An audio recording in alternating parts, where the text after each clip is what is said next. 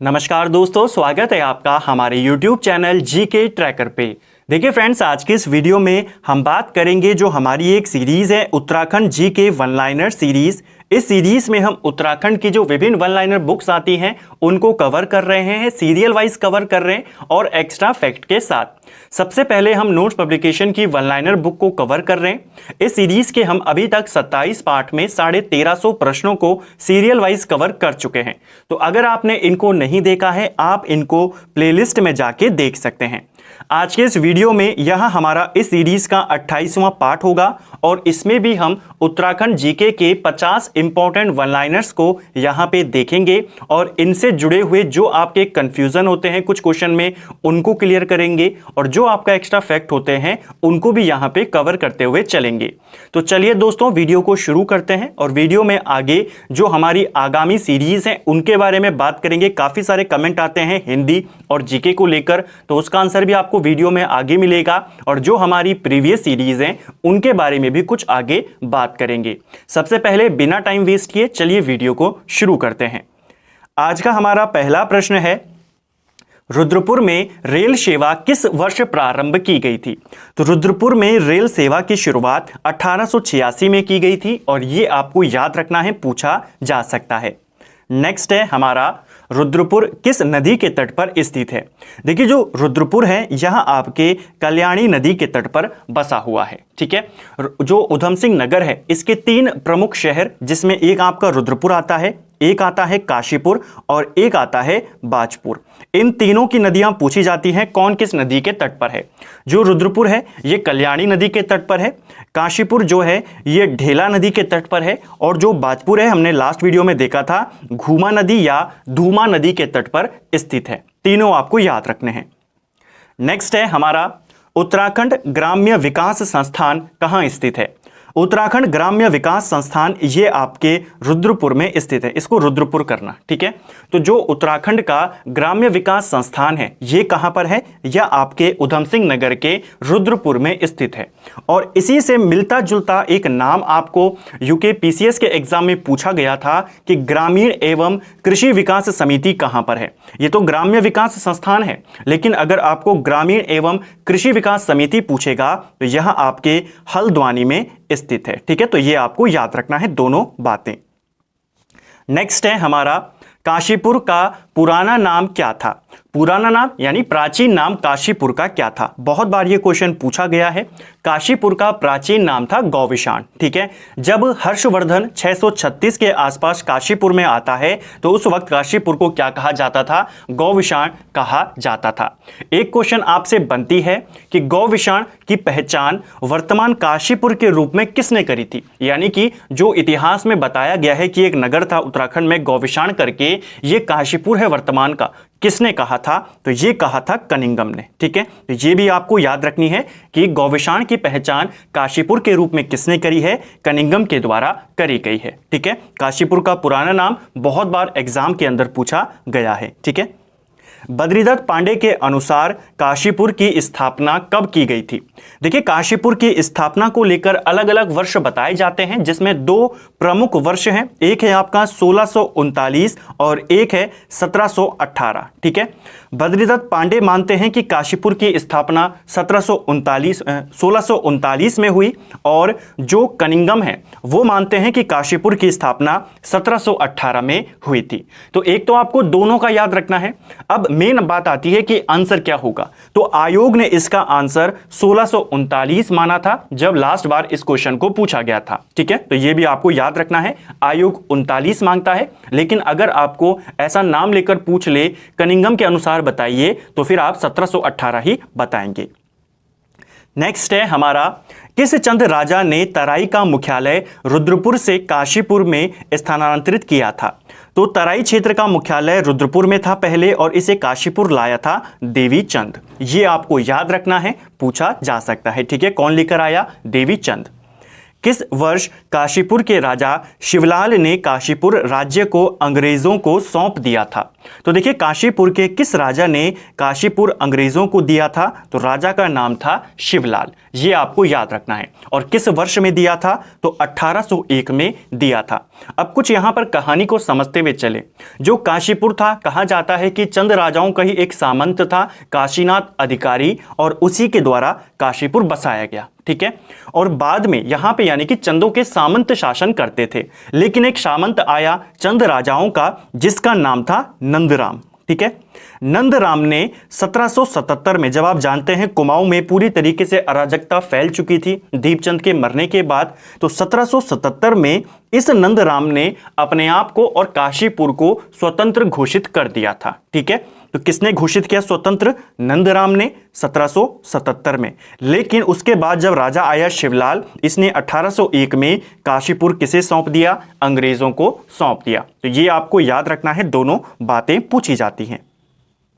Next है हमारा, काशीपुर किस नदी के तट पर स्थित है? अभी हमने ऊपर देखा ढेला नदी के तट पर स्थित है। काशीपुर नगर पालिका का गठन कब किया गया था?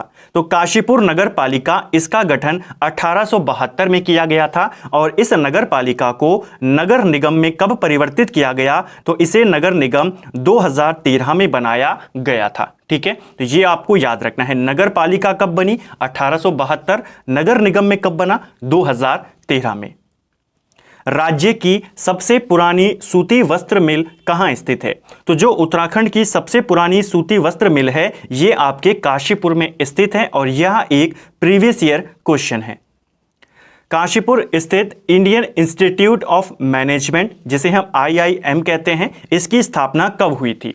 तो ये क्वेश्चन बहुत बार एग्जाम में पूछा गया है। आपसे इस तरीके से पूछा जाता है, बताइए उत्तराखंड का IIM कहाँ पर है? तो यह आपके काशीपुर में है, और इसकी स्थापना 2011 में हुई थी।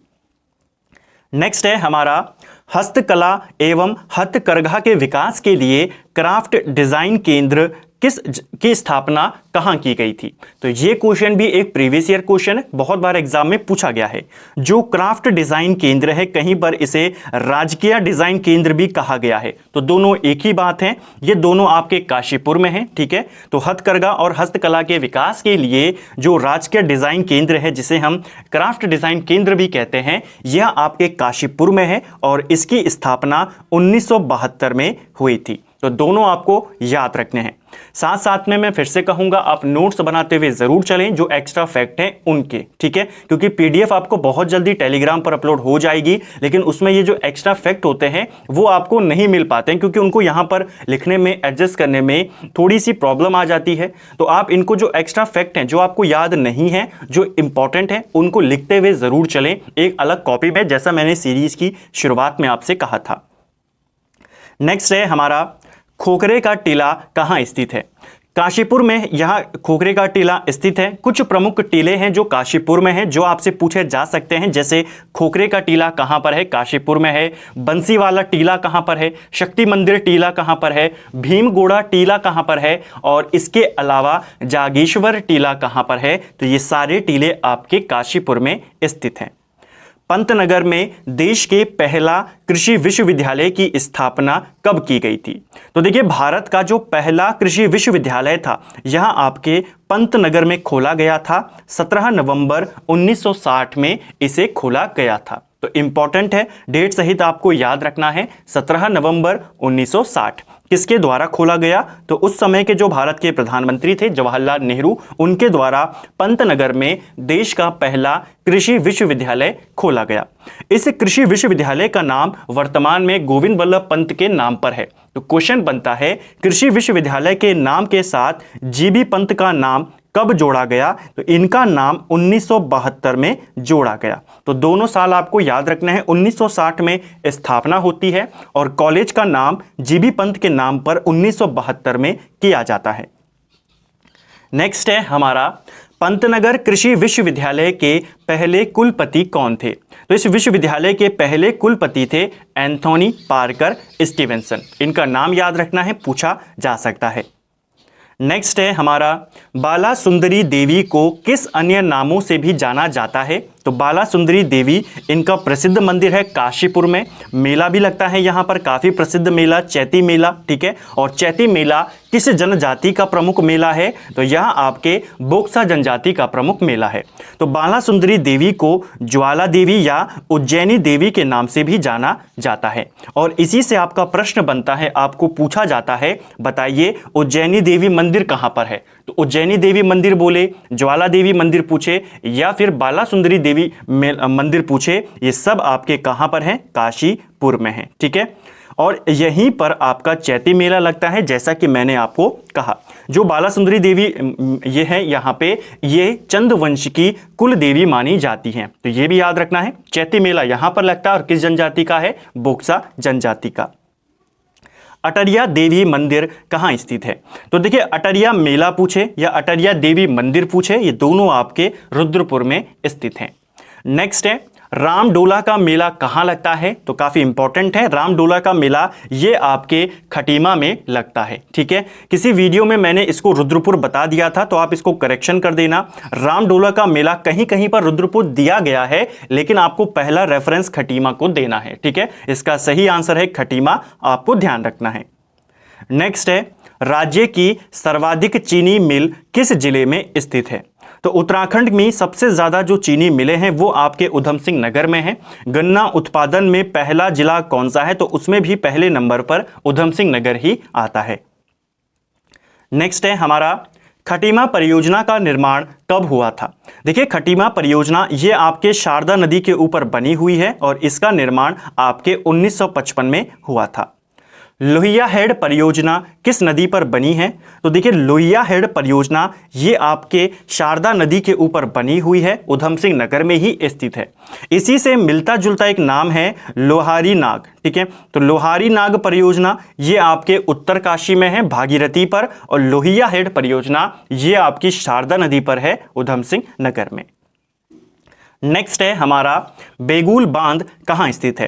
तो देखिए, जो बेगुल बांध है ये आपके सितारगंज उधम सिंह नगर में स्थित है। ठीक है, ये आपको याद रखना है। यहाँ जो बेगुल बांध है ये आपके बेगुल नदी और सुखली नदी के तट संगम पर स्थित है। ठीक है, तो इन दोनों नदियों पर यह बनाया गया है बेगुल बांध, बेगुल नदी और सुखली नदी, ये आपको ध्यान रखना है। उधम सिंह नगर में है, आपको डायरेक्ट पूछेगा बेगुल बांध कहाँ है? उधम सिंह नगर। इसी प्रकार आपको पूछा जाएगा बताइए बौर डैम, या जिसे कहीं पर बौर डैम भी लिखा गया है, ये कहां पर है? तो यह भी आपके उधम सिंह नगर में स्थित है। ठीक है, और यह डैम जो आपका है ये बोर नदी के ऊपर बना हुआ है और ककराला नदी। इसके अलावा एक और पूछा जाता है, उधम सिंह नगर का ही प्रसिद्ध बांध है धौरा बांध, ये कहां है? तो ये भी आपके उधम सिंह नगर में है और किच्छा नदी के ऊपर ये बना हुआ है। तो कुछ इंपॉर्टेंट फैक्ट जो आपको याद रखने हैं। नेक्स्ट है हमारा, तुमरिया बांध किस जनपद में स्थित है? तो इसे कहीं पर तुमरिया लिखा गया है, कहीं पर तुमरिया लिखा गया है, तो मैंने दोनों ही यहां पर लिख लिए ताकि कंफ्यूजन ना हो। यह बांध भी आपके उधम सिंह नगर पर है और यह बांध आपके फीका नदी के ऊपर बना हुआ है।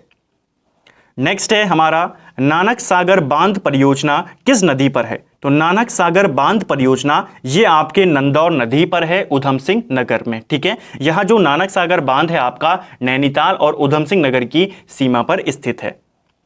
राज्य के प्रथम भारोत्तोलक केसी सिंह बाबा का संबंध किस जिले से है? तो राज्य के पहले वेट लिफ्टर कौन थे? केसी सिंह बाबा, और इनका संबंध है उधम सिंह नगर से। इंपॉर्टेंट है, इनको लेकर एक क्वेश्चन पेपर में पूछा जा चुका है कि केसी सिंह बाबा किस वर्ष नैनीताल से सांसद बने थे? तो 2004 में ये नैनीताल से सांसद बने थे। इनका संबंध उधम सिंह नगर से है और ये उत्तराखंड के पहले वेट लिफ्टर हैं। नेक्स्ट है हमारा, किसे स्ट्रॉन्ग मैन ऑफ इंडिया भी कहा जाता है? तो देखिए, स्ट्रॉन्ग मैन ऑफ इंडिया या स्ट्रॉन्ग बॉय ऑफ इंडिया, इन नामों से फयाज अहमद अंसारी को जाना जाता है। बेसिकली इनको ये अवार्ड मिले थे, उस समय ये सम्मान होता था, बॉडी लिफ्टर्स जो होते थे, वेट लिफ्टर्स, उनको ये दिया जाता था। तो स्ट्रॉन्ग मैन ऑफ इंडिया और स्ट्रॉन्ग बॉय ऑफ इंडिया ये दोनों सम्मान जीते थे फयाज अहमद अंसारी ने। ठीक है, कुमाऊं का सबसे प्राचीन कवि किसे माना जाता है? देखिए, कुमाऊं का सबसे प्राचीन कवि ये माना जाता है गुमानी पंत को, आपको याद रखना है। अब एक क्वेश्चन बनता है कि किसने गुमानी पंत को कुमाऊं का सबसे प्राचीन कवि माना है? तो ये माना है गियरसन ने। ठीक है, एक तो आपको ये बात याद रखनी है, किसने इनको सबसे प्राचीन कवि माना है? गियरसन ने। ठीक है, दूसरी चीज, जो गुमानी पंत थे इनका जन्म कब हुआ? तो इनका जन्म हुआ 1790 में, काशीपुर में इनका जन्म हुआ था। ठीक है, जो काशीपुर के राजा थे गुमान सिंह, ये उनके दरबार में भी रहे, और जो सुदर्शन शाह बने आगे जाके टिहरी के राजा, तो ये सुदर्शन शाह के दरबार में भी रहे। तो किन किन के दरबार में रहे? गुमान सिंह, उन्हीं के द्वारा इनको गुमानी की उपाधि दी गई थी। ठीक है, एक और क्वेश्चन बनता है गुमानी पंत को लेकर। देखिए कितने सारे क्वेश्चन हो गए। इन्हें कुमाऊं का सबसे प्राचीन कवि माना जाता है। किसने माना? गियर्सन ने माना। इनका जन्म 90 में हुआ, 1790 में, और काशीपुर में इनका जन्म हुआ। गुमान सिंह के दरबार में थे, सुदर्शन शाह के दरबार में थे। और एक क्वेश्चन बनता है गुमानी पंत मूलतः किस भाषा के कवि थे? तो गुमानी पंत जो थे ये मूलतः संस्कृत भाषा के कवि थे। तो ये भी आपको याद रखना है, पूछा जा सकता है। नेक्स्ट है हमारा गुमानी पंत का पूरा नाम क्या था? तो गुमानी पंत का पूरा नाम था लक्ष्मी नंदन पंत, या लोकरत्न पंत, या कहीं पर लोकनाथ पंत। ठीक है, तो ये इनके पूरा नाम थे, आपको याद रखना है। ठीक है, वास्तविक नाम या पूरा नाम। इनके पिता का नाम था देवनिधि पंत और इनकी माता का नाम देव मंजरी था। तो दोनों बातें याद रखनी है, हो सकता है पूछ लिया जाए, बहुत कम चांस है लेकिन। नेक्स्ट है हमारा गुमानी पंत की रचनाओं का संकलन गुमान नीति को किसके द्वारा प्रकाशित किया गया था? जो गुमानी पंत की रचनाएं हैं, अलग अलग रचनाएं, जिसमें प्रमुख रचनाओं की अगर हम बात करें तो राम महिमा, गंगा शतक, ये रचनाएं किसकी हैं? गुमानी पंत की। ठीक है, इन रचनाओं का संकलन जो है वो गुमान नीति में है, इनका नहीं। यानी कि जो गुमानी पंत की रचनाएं हैं उनका संकलन गुमान नीति के नाम से किया गया है, और इनको प्रकाशित करने का काम किया था रेवादत्त उप्रेती ने 1894 में अल्मोड़ा से। ठीक है, ये दोनों बातें आपको याद रखनी है, पूछी जा सकती हैं। नेक्स्ट है हमारा किस वैद्य को कविराज के नाम से जाना जाता था? तो प्राचीन कुमाऊं में कौन से वेद थे जो कविराज के नाम से प्रसिद्ध थे? तो उनका नाम था रामदत्त पंत। खटीमा का पुराना नाम क्या था? खटीमा का पुराना नाम था मकरपुर। ये आपको याद रखना है, पूछा जा सकता है। ठीक है, खटीमा का पुराना नाम। नेक्स्ट है हमारा दूध वाला कुआं किस जिले में स्थित है? तो दूध वाला कुआं ये आपके उधम सिंह नगर में स्थित है। नेक्स्ट है हमारा पर्वत पुत्र और वाणी प्रवाह समाचार पत्र का प्रकाशन कहां से होता था? देखिए, पर्वत पुत्र और वाणी प्रवाह समाचार पत्र का प्रकाशन आपके उधम सिंह नगर से होता था। ठीक है, जो ये पर्वत पुत्र समाचार पत्र था ये आपके 1992 से शुरू हुआ। जो वाणी प्रवाह समाचार पत्र था ये 1997 से शुरू हुआ। इतना डिटेल में नहीं जाएगा, बस आपको क्या याद रखना है? पर्वत पुत्र और वाणी प्रवाह कहां से आते थे? आपके उधम सिंह नगर से आते थे। नेक्स्ट है बिगुल और चौराहा समाचार पत्र कहां से प्रकाशित होते थे? तो बिगुल और चौराहा ये आपके उधम सिंह नगर में ही आते थे, काशीपुर से ये दोनों समाचार पत्र निकलते थे। जो बिगुल समाचार पत्र था ये 1959 में निकला, जो चौराहा समाचार पत्र था ये 1960 में निकला। तो दोनों अगल बगल के हैं, इसलिए दोनों साथ में हैं, आपको याद रखना है। ठीक है, नेक्स्ट है हमारा कुमाऊं एक्सप्रेस समाचार पत्र कहां से निकलता है? तो जो कुमाऊं एक्सप्रेस समाचार पत्र है इसकी शुरुआत होती है 1980 में। इंपॉर्टेंट है क्योंकि कुमाऊं के नाम पर है कुमाऊं एक्सप्रेस। ये आपके 1980 में किच्छा से निकलता था। ठीक है, और इसे किसने निकाला था? श्याम सुंदर तिवारी के द्वारा इसे निकाला जाता था। संपूर्णानंद खुली जेल कहां स्थित है? तो डॉक्टर संपूर्णानंद खुली जेल आपके उधम सिंह नगर के सितारगंज में स्थित है। राज्य की अधिकांश पेपर मिल क्लस्टर कहां स्थित हैं? तो राज्य की जो अधिकांश पेपर मिल क्लस्टर हैं ये भी आपके काशीपुर में स्थित हैं। गन्ना विकास संस्थान कहां स्थित है? तो देखिए, गन्ना विकास संस्थान ये आपके काशीपुर में स्थित है, और इसी से मिलता जुलता नाम है गन्ना अनुसंधान संस्थान, वो आपके रुड़की में है, यानी हरिद्वार में। दोनों याद रखने हैं, गन्ना विकास संस्थान काशीपुर, गन्ना अनुसंधान संस्थान आपका रुड़की। नेक्स्ट है हमारा राष्ट्रीय लघु उद्योग विकास निगम कहां स्थित है? जो राष्ट्रीय लघु उद्योग विकास निगम है ये आपके उधम सिंह नगर में स्थित है। कृषक संसाधन विकास संस्थान ये कहां पर है? तो कृषक संसाधन विकास संस्थान यहां भी आपके उधम सिंह नगर में है, किच्छा में ये स्थित है। नेक्स्ट है हमारा खटीमा गोलीकांड कब हुआ था?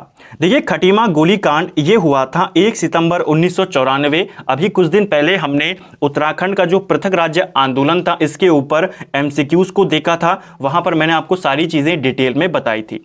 जो खटीमा गोलीकांड है ये 1 सितंबर 1994 को हुआ।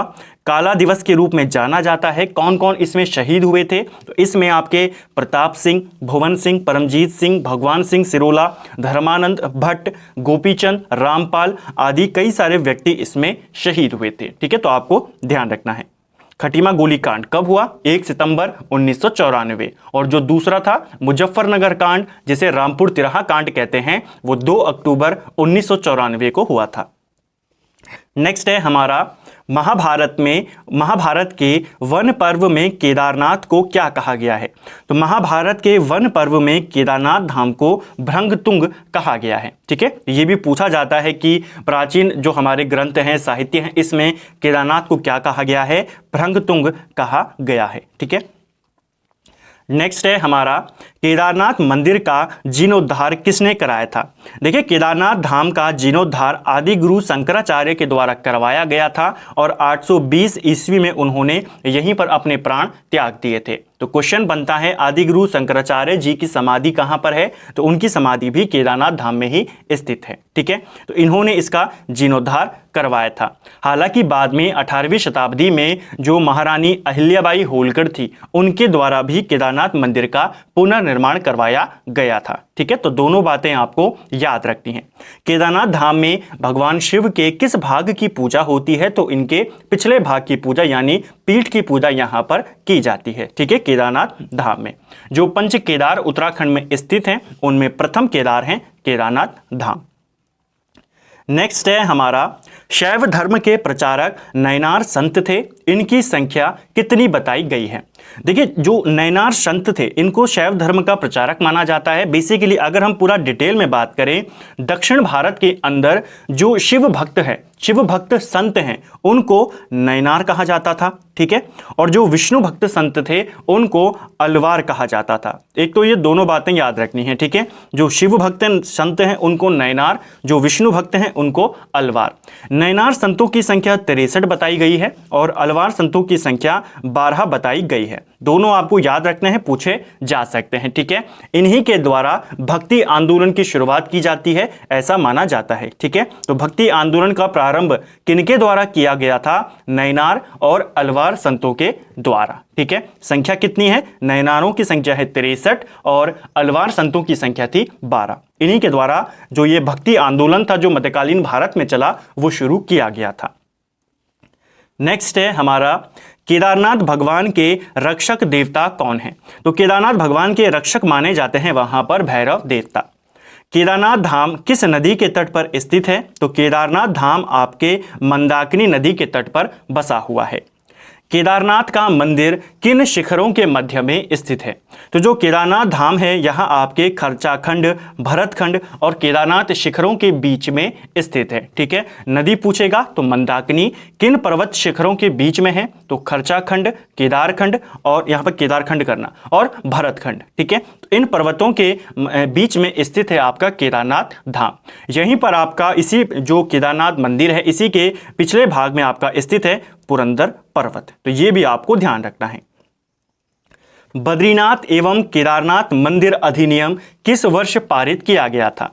तो बद्रीनाथ केदारनाथ मंदिर अधिनियम ये आपके 1939 में पारित किया गया। इंपॉर्टेंट है, आपको ध्यान रखना है। नेक्स्ट है हमारा केदारनाथ मंदिर किस शैली में बना हुआ है? तो केदारनाथ का जो मंदिर है यह आपके कत्यूरी शैली में बना हुआ है। इंपॉर्टेंट है, आपको ध्यान रखना है। नेक्स्ट है और आज का अंतिम प्रश्न है, केदारनाथ मंदिर के पुजारियों को क्या कहा जाता है? केदारनाथ मंदिर के पुजारियों को यहाँ पर रावल कहा जाता है। ठीक है, जो यहाँ पर पूजा वगैरह करते हैं तो वो होते हैं रावल पुजारी, उनको कहा जाता है। ये होते कौन हैं? ये आपके जंगम ब्राह्मण होते हैं दक्षिण भारत के। ठीक है, मैसूर के ज़्यादातर इनको माना जाता है। इनका जो ये रावल पुजारी हैं, इनका निवास स्थल कहाँ पर है? तो इनका जो निवास स्थल है ये आपके ऊखी मठ में स्थित है। ठीक है, जो केदारनाथ धाम है जब शीतकाल साल में ये धाम बंद होता है तो शीतकालीन पूजा इनकी यहीं पर होती है ऊखी मठ में। ठीक है, ऊखी मठ में एक मंदिर है ओंकारेश्वर मंदिर, और यहीं पर केदारनाथ धाम की शीतकालीन पूजा होती है।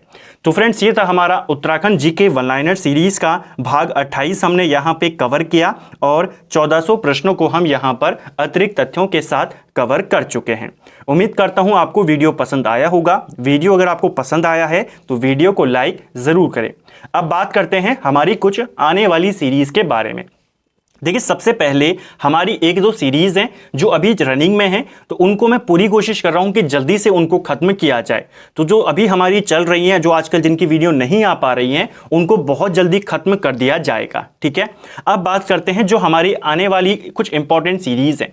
काफ़ी सारे कमेंट आ रहे थे कि हिंदी की सीरीज को शुरू किया जाए, तो हिंदी की एक शानदार सीरीज बहुत जल्द शुरू होने वाली है, और इस ऐसी सीरीज होगी जिसमें आपका पूरा हिंदी एक साथ आपका उसमें सारे कॉन्सेप्ट भी क्लियर हो जाएंगे और आपके सारे टॉपिक्स भी क्लियर हो जाएंगे, आपकी पूरी प्रैक्टिस भी वहां पर हो जाएगी। ठीक है, चाहे वो संधि हो, चाहे आपके वो अलंकार हो, साहित्य से जुड़े हो, सारा आपका उन सीरीज के अंदर कवर हो जाएगा। ठीक है, पहले हमने सोचा था कि हिंदी की टॉपिक वाइज सीरीज लेकर आएंगे, लेकिन अभी जो आपका व्याकरण वाला पोर्शन है वो आपका पूरी तरीके से उसी सीरीज में कंप्लीट हो जाएगा।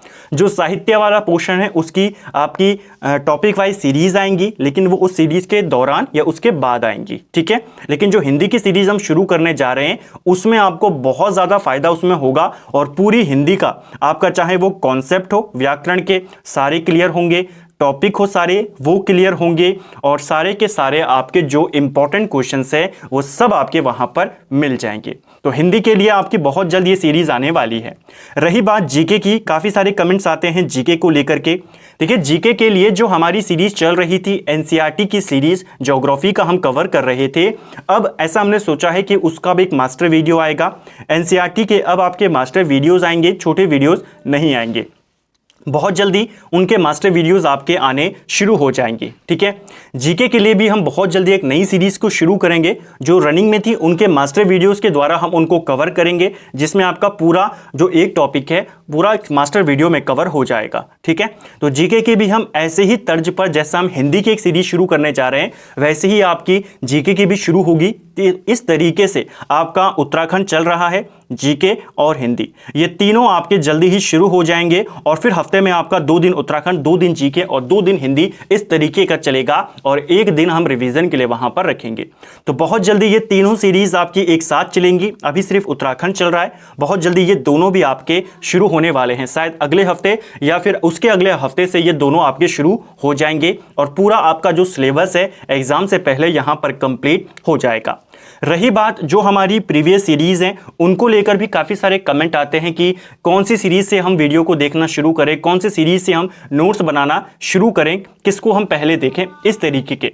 ठीक है, तो मैं आपको ये कहूँगा, देखिए हमने कई सारी सीरीज को यहाँ पर कंप्लीट किया है। आप एक काम कीजिए, आप उन सभी सीरीज को एक ग्रुप बना लीजिए उनका। ठीक है, और उन ग्रुप को आप कोर्स 1, कोर्स 2, कोर्स 3 के नाम से करिए, और फिर आप उनका एक तरीके से सीरियल वाइज उनका रिवीजन कीजिए। जैसे कि आपको एक तो यहाँ पे सारा जो पूरा का पूरा वो कोर्स है फ्री में अवेलेबल हो जाएगा। ठीक है, जैसे मैं आपको एग्जाम्पल देके बताता हूं। मान लीजिए हमने देखिए उत्तराखंड की जो इंपॉर्टेंट बुक्स आती हैं, हमने सबसे पहले परीक्षावाणी को कवर किया, फिर हमने बलूदी जी की किताब को कवर किया, फिर हमने अजरावत जी की किताब को कवर किया। तो इन तीनों जो हमारी सीरीज है इनका आप एक सेट बना लीजिए। ठीक है, और इसको आप नाम दे दीजिए कोर्स 1। फ्री में अवेलेबल है यूट्यूब के ऊपर, और आप इसको पहले अच्छे से कवर कीजिए। ठीक है, तो आपको एक कोर्स मिल रहा है जिसमें आपको तीनों इंपॉर्टेंट किताबें, उनके नोट्स कवर हो रहे हैं, इनको अच्छे से फॉलो कीजिए। फिर हमने एक दूसरा जो बनाई थी सीरीज, जिसमें हमने उत्तराखंड जीके एमसीक्यूज को कवर किया था। ठीक है, उत्तराखंड जीके जो जिला वाइज सीरीज है, जिला वाइज सीरीज को हमने 2 तरीके से कवर किया, एक में हमने एमसीक्यू देखे, एक में थ्योरी। इसका एक कोर्स बना लीजिए कि आपको इसमें उत्तराखंड के जिले वार एमसीक्यूज भी मिलेंगे, थ्योरी भी मिलेगी। तो इस तरीके से आप इन सीरीज को फॉलो कर सकते हैं और आपको काफ़ी ज़्यादा बेनिफिशियल यहाँ पर होगा। तो अलग अलग हैं, अगर आपको इनके बारे में ज़्यादा जानकारी चाहिए तो मैं इसके ऊपर अलग से एक वीडियो बना दूंगा, कमेंट बॉक्स में बता देना, तो मैं आपको अच्छे से एक अलग वीडियो में ये सारी चीज़ें वहाँ पर समझा दूंगा।